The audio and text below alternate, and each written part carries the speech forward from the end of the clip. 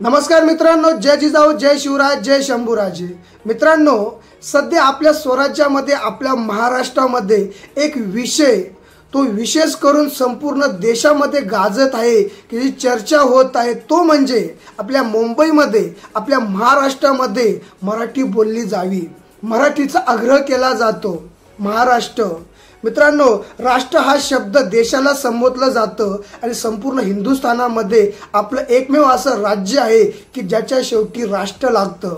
म्हणजे राष्ट्राची उपमा आपल्या राज्याला आहे। आपली मातृभाषा मराठी, आपली आई। नुकताच काही दिवसांपूर्वी आपल्या मराठी भाषेला अभिजात भाषेचा दर्जा मिळाला। मित्रांनो, अभिजात भाषेचा दर्जा हा कुठल्याही भाषेला भेटत नाही। जी भाषा हजारो वर्ष जुनी आहे, तिची काहीतरी वेगळी अशी परंपरा आहे आणि ज्या भाषेमुळे संपूर्ण राष्ट्राला, संपूर्ण देशाला एक वेगळं स्थान प्राप्त होतो, त्या देशामध्ये अशा भाषेला अभिजात भाषेचा दर्जा प्राप्त होतो आणि असा दर्जा आपल्या मराठी भाषेला प्राप्त झाला आहे। मुळात जो विषय चालू आहे महाराष्ट्रामध्ये की महाराष्ट्रामध्ये जे लोक येतात त्यांना मराठी आली पाहिजे किंवा त्यांना मराठी बोलता आलं पाहिजे। मित्रांनो, राजकीय जो काही विषय आहे तो थोडा वेळ बाजूला ठेवा। जो तो राजकीय पक्ष असतो तो फक्त लोकांचा जातीपातीचं राजकारण करून, भाषेचं राजकारण करून स्वतःची राजकीय पोळी भाजण्याचा कार्यक्रम करत असतात। ते सर्वांना माहिती आहे। कोणी हिंदुत्वाच्या जोरावरती, कोणी मराठी किंवा कोणी अमराठी, वेगवेगळ्या कारणांनी ते राजकारण करतात। पण जो विषय सध्या चालू आहे त्याबद्दल सर्व महाराष्ट्रातील मराठी माणसांनी एक विचार करावा की जो सध्या विषय चालू आहे की महाराष्ट्रामध्ये मराठीच का बोलली जावी आणि मराठीचा आग्रह का केला जावा।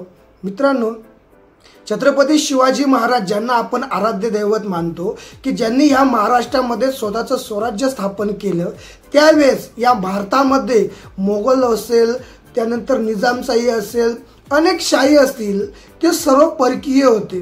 या महाराष्ट्रामध्ये, या हिंदुस्थानामध्ये पारशी भाषेचा मोठा प्रभाव पडलेला होता। तुर्की असू द्या की दुसऱ्या भाषांचा मोठा प्रभाव आपल्या महाराष्ट्रामध्ये देखील पडला होता। छत्रपती शिवाजी महाराजांनी रयतेच्या सुखासाठी स्वराज्य स्थापन केले। त्याचबरोबर आज जे काही आपण मंत्रिमंडळ, प्रधान मंत्री जे नेमलेले असतात ते 350 वर्षापूर्वी माझ्या राजाने मंत्रिमंडळ स्थापन केलं होतं आणि त्याच पद्धतीने आपल्या राजकारणामध्ये, आपल्या व्यवहारामध्ये आपली मराठी भाषेचा दर्जा हा महत्त्वपूर्ण असावा यासाठी महाराजांनी खास प्रयत्न केले। त्यावेळेस देखील आपल्या मराठी भाषेमध्ये अनेक पारशी भाषांचा समावेश झालेला होता। त्यावेळेस महाराजांनी तज्ज्ञांना बोलवून अनेक 1400 शब्दांचा एक राजकोश तयार केला की ज्या आपल्या मराठी भाषेमध्ये पारशी भाषांचे काही शब्द आलेले आहेत त्यांना पर्यायी शब्द आपण काय निवडू शकतो। मित्रांनो, 350 वर्षापूर्वी आपल्या राजाने आपल्या मराठी भाषेचा एवढा अभिमान बाळगला। त्यावेळी जो काही पत्रव्यवहार होत होता, मग जे आपले मराठी शाहीतले जरी अनेक प्रधान असतील, मंत्री असतील, त्यांचा जो काही एक पत्र लिहिण्याचा जो काही ड्रॉप होता तो देखील पारशी भाषेतील अनेक शब्द त्याच्यामध्ये मिसळलेले होते। छत्रपती शिवाजी महाराजांनी त्याच्यावर देखील काम केलं आणि पूर्णपणे मराठी असलेला तो मजकूर त्यांनी बनवून घेतला आणि त्यापुढे त्यांचा राज्यकारभार चालू झाल्यानंतर, राज्याभिषेक झाल्यानंतर संपूर्णपणे राज्यकारभार हा एकदम मराठीमध्ये त्यांनी चालू केला। मित्रांनो, एक थोडक्यात सांगायचं म्हणजे स्वातंत्र्य मिळालं त्याच्यानंतर देखील महाराष्ट्रामध्ये मराठी बोलली जाते, मराठी माणूस। गुजरातमध्ये गुजराती बोलली जाते, गुजराती। पंजाबमध्ये पंजाबी बोलली जाते म्हणून तो पंजाबी। यानुसार भाषेनुसार प्रांतरचना करण्यात आली, वेगवेगळ्या भाषेचे राज्य निर्माण करण्यात आले आणि त्यावेळेस देखील आपली मराठीसाठी, आपल्या महाराष्ट्रासाठी, मुंबई महाराष्ट्रासाठी महाराष्ट्रामध्ये यावी म्हणून कितीतरी हुतात्म्यांनी प्राणाची आहुती दिली आणि मुंबई महाराष्ट्रामध्ये आली। आपली भाषा झाली मराठी आणि मित्रांनो, ही भाषा झाल्यानंतर आज देखील मराठी भाषा असल्यानंतर आपण अभिमानाने म्हणतो, लाभले आम्हास भाग्य बोलतो आम्ही मराठी। असा मराठीचा आपण जय जयकार करतो। पण ज्यावेळेस मराठीचा मुद्दा येतो त्यावेळेस मराठी माणूस मागे का राहतो? आज एक मुद्दा आहे की महाराष्ट्रामध्ये मराठी बोलली जावी की नाही बोलली जावी, तर 100 का 110% मराठी बोललीच गेली पाहिजे। मित्रांनो, महाराष्ट्रामधल्या प्रत्येक मराठी माणसाला हिंदी बोलता येते। अगदी गावाखेड्यामध्ये ज्यांची जे मराठी बोलत नाही त्यांच्या आपल्या वेगवेगळ्या अहिराणी असेल, कोकणी असेल, वेगवेगळ्या भाषा असतात, पण त्या माणसांना देखील जर कोणी हिंदीमध्ये बोलत असेल, भले तोडकी मोडकी का असेना, पण ते हिंदी बोलतात। म्हणजे हिंदी ही कुठल्याही पद्धतीची आपल्या देशाची भाषा नाहीये, पण सर्वसामान्य आपण वेगवेगळ्या राज्यांमध्ये जातो म्हणून आपण हिंदी बोलतो। आज राष्ट्रीय थरावचा विचार केला तर सर्वीकडे इंग्लिश बोलली जातो। कुठल्याही देशामध्ये जा, अगदी तुम्ही इंटरव्ह्यूला गेलात तरी तुम्हाला कमीत कमी माय सेल्फ तरी तुम्हाला इंग्लिशमध्ये बोलावं लागतं आणि ते आपण पाठांतर करतो। म्हणजे आपल्याला इंग्लिश महत्त्वपूर्ण आहे, बरोबर आहे। मग इंग्लिशचा आग्रह धरा ना, तुम्ही हिंदीचाच का आग्रह धरताय?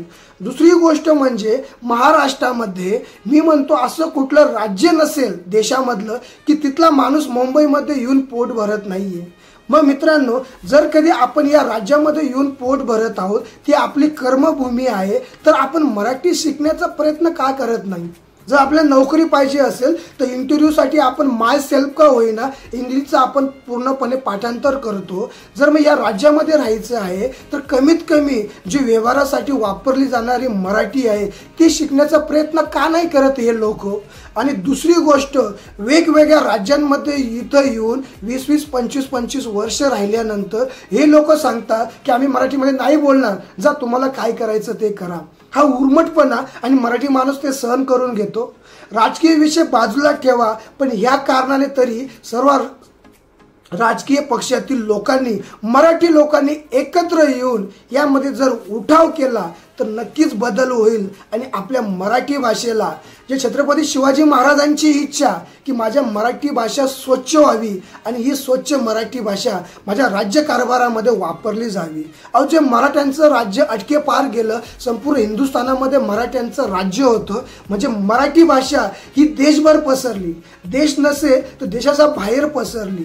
मराठ्यांनंतर राज्य आलं ते डायरेक्ट इंग्रजांचं। त्याच्यानंतर जर आपण विचार केला तर इंग्रजांच्या आधी जर कोणी राज्य केलं तर ते मराठ्यांचं।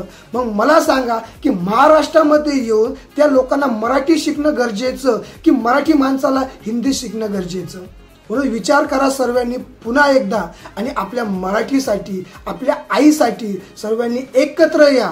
आपले पक्षभेद, आपले राजकीय वैर बाजूला ठेवून आपल्या मराठी भाषेसाठी, आपल्या आईसाठी एकत्र येऊन आणि पुन्हा हा लढा द्या आणि या परकीयांना दाखवून द्या की आमच्या महाराष्ट्रामध्ये मराठी चालेल।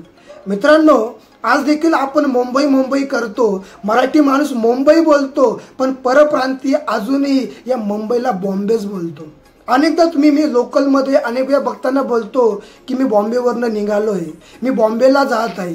बॉम्बे शब्द त्यांच्या तोंडात येतो म्हणजे याचा अर्थ त्यांनी अजूनही महाराष्ट्रामध्ये येऊन मुंबई, बॉम्बेचं नाव बदलून मुंबई झाली, पण त्यांना मुंबई बोलण्याची त्यांना लाज वाटते का? की बॉम्बे शब्द हा हिंदीमध्ये नाही तर संपूर्ण हिंदुस्थानामध्ये त्याला बॉम्बे बोललं जातं। मित्रांनो, आपली भाषा आपण जपूया, आपली आईचं रक्षण आपण करूया आणि मराठी भाषेला पुन्हा चांगले दिवस आणूया आणि या महाराष्ट्रामध्ये, या महाराष्ट्राच्या कानाकोपऱ्यामध्ये, संपूर्ण हिंदुस्थानामध्ये मराठी भाषा पसरली पाहिजे, मराठी भाषा शिकली पाहिजे। यासाठी सर्वांनी प्रयत्न करा आणि ज्या ज्या ठिकाणी जाल महाराष्ट्राच्या कानाकोपऱ्यामध्ये मराठी बोला। जर कधी समोरच्याला येत नसेल, तो रिक्वेस्ट करत असेल तर त्याच्याशी हिंदीमध्ये संवाद साधा, पण सुरुवात तुम्ही मराठीपासून करा। समोरचा मराठी असतो, आपण मराठी असतो, तरी आपण हिंदीमध्ये सुरुवात करतो, समोरचा आपण हिंदी बोलतो, नंतर कळतं की अरे हा तर मराठी आहे। पण आपणच सुरुवात मराठीपासून केला तर समोरचा पण मराठीमध्येच बोलेल।